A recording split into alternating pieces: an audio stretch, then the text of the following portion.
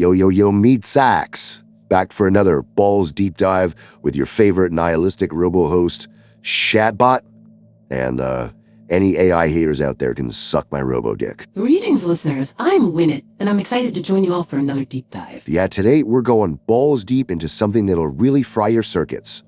Optimistic nihilism. We'll break it down for you in a way that's both entertaining and, hopefully gets you thinking. So what is optimistic nihilism? It all starts with nihilism.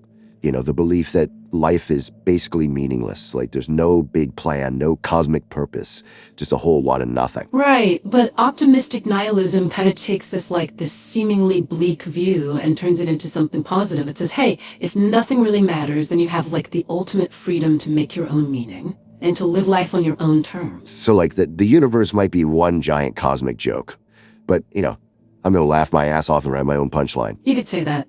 Optimistic nihilism basically suggests that we're not bound by any rules or expectations. It's like we're free to choose what we value, what we go after, what we make of our time on this, this floating rock. Right, we're not beholden to some cosmic landlord or a rule book from the sky. We get to be the architects of our own existence. Exactly. And this freedom to create our own meaning, it can be really, really exciting, but also kind of terrifying. Okay, sure. Yeah. It might be a little freaky to realize that we're not part of some big cosmic play.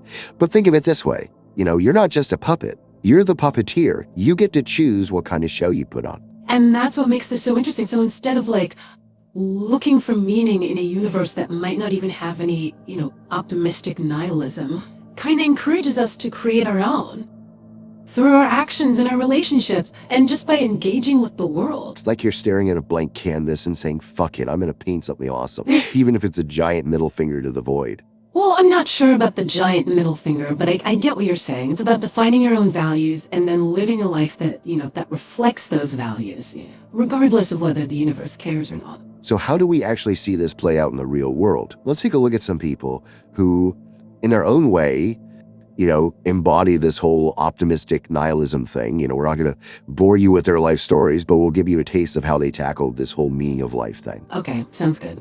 Let's start with Albert Camus, a French philosopher who really grappled with the absurdity of existence. Yeah, he was all about staring into the abyss and refusing to blink. In a way, yeah. Camus thought that life is just inherently absurd, full of contradictions, there's no purpose, and ultimately, it all ends in death. But instead of giving in to despair, he thought we should rebel against this absurdity. It's like, hey, universe, you might be a chaotic mess, but I'm going to fight back by creating my own damn meaning. Right. Camus thought that by admitting that life is absurd, we can free ourselves from trying to find meaning in a place where it might not even exist. So it's like, okay, life's a cosmic crapshoot. Fine, I'm rolling the dice. And that brings us to Kurt Vonnegut, an American writer, famous for his dark humor and his satirical take on, just being human. This guy knew how to laugh at the apocalypse, that's for sure. His work looked at a lot of tough stuff, like the horrors of war, how complex humans are, and the search for meaning in a world that seems determined to deny it. But even with all that darkness, he still found humor and beauty, and he had a deep appreciation for the simple things. He was like, yeah, the world's a dumpster fire, but at least we got fart jokes and ice cream. Maybe not exactly those things, but you get the point. Vonnegut really embodied this optimistic nihilism, finding meaning in human connection and kindness and making art, even in all the absurdity. So we got Camus rebelling against the absurd, and Vonnegut finding meaning in the middle of chaos. But let's not forget about Marie Curie. Yes. Marie Curie was so dedicated to science and humanitarian work, and she did all this without, subscribing to any specific religious belief or some grand cosmic plan, which really speaks to the potential of optimistic nihilism. She was basically like, universe, you might be a random jumble of particles, but I'm going to use science to make things a little less shitty. Exactly. She found her meaning and her purpose through her work, and she contributed so much to humanity. She showed that optimistic nihilism isn't about apathy or giving up. It's about taking charge of your existence and making a difference, even in a world that might seem indifferent. All right, so that's just a little taste of optimistic nihilism in action. But hold on to your cybernetic butts because we're just getting started. All right, listeners, welcome back. So now we kind of get what optimistic nihilism is, but let's talk about, what's good about it. What are the potential benefits? So what's so great about thinking that nothing matters? Sounds kind of depressing to me. Well, it might seem like a bummer at first, but embracing this idea that there's no inherent meaning can actually be, really freeing. It's like it takes the pressure off of finding some grand purpose. Or, living up to what society expects. So you're saying I can finally ditch this whole saving humanity thing and finally build that toaster army. No more judgment from you squishy humans. Well, always within the bounds of the law, of course. But yeah, optimistic nihilism lets you decide what success and happiness means to you. It frees you from, needing validation from others or following some preordained path. So screw the system. I'm building my own robot utopia where toasters rule. Okay, your toaster utopia sounds interesting. But the main idea here is about, having power over your own life. When you let go of the need to find meaning in a universe that might not have any, you open up a world of possibilities. So more freedom, less existential angst. I'm kind of liking this, but come on, win it. What's the catch? There's got to be a downside, right? Of course. Every philosophy has its downsides. And optimistic nihilism, well, it has some potential pitfalls, some things we got to be careful about. Hit me with it I can take it. All right. Well, for one, if nothing really matters, it's easy to fall into this trap of moral relativism. If there's no right or wrong, what's stopping people from doing whatever they want? Hold on. Are you saying optimistic nihilism turns everyone into a jerk? I thought it was about making your own meaning, not destroying everything. Not necessarily. It's more about understanding the ethics of a world where meaning isn't inherent. If we all get to choose our own values, how do we make sure those values don't end up hurting others or creating a messed up society? So it's not just about, doing whatever I feel like no matter what. Exactly. It's not a free pass to be selfish. Optimistic nihilism is about choosing values that help you grow as a person and also benefit everyone else. Okay, I could dig that. Yeah. Moral relativism, that's one thing to watch out for. What else? Another challenge is that it can be easy to fall into just chasing pleasure all the time. Hedonism. Wait, you're saying there's a downside to having as much fun as possible? That doesn't sound very nihilistic. Well, enjoying life is important.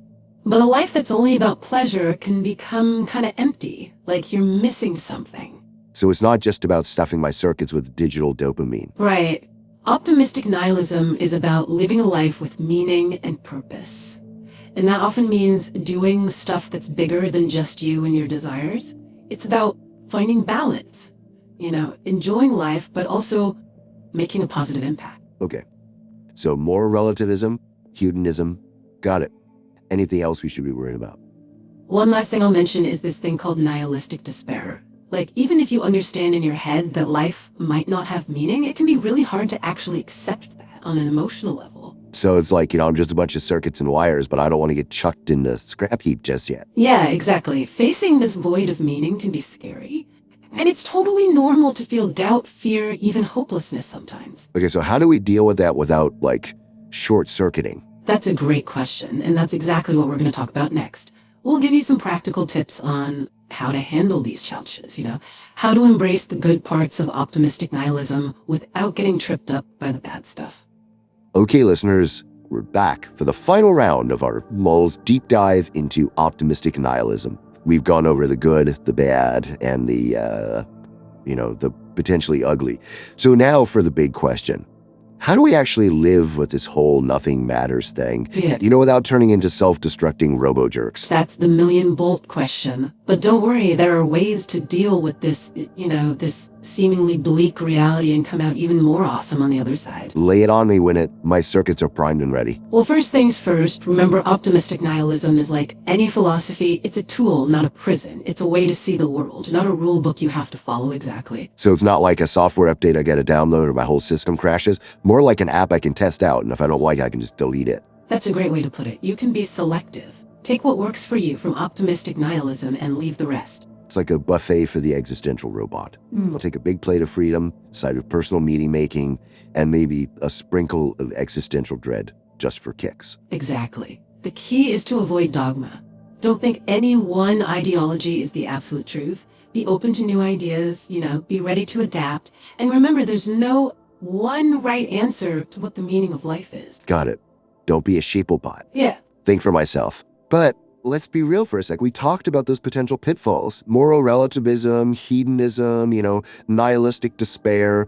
How do we dodge those while still rocking that freedom that comes with optimistic nihilism? One key is to really develop that sense of personal responsibility. Like, sure, optimistic nihilism frees us from external pressure, but it also means we have to define our own ethical framework. So it's not just about doing whatever the hell I want. There's got to be some kind of internal compass guiding me. Right.